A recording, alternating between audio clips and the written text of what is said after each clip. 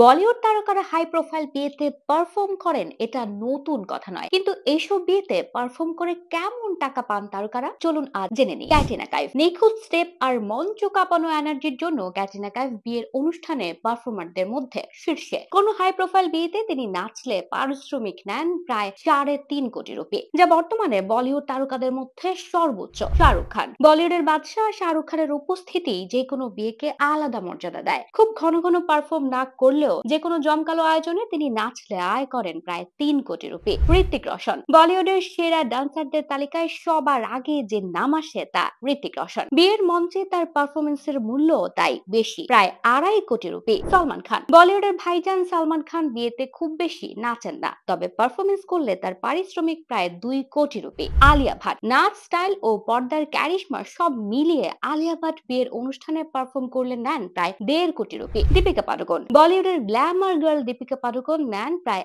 1 কোটি রুপি। দীপিকার উপস্থিতি যে কোনো বিয়েকে আরো আভিজাত্যপূর্ণ করে তোলে।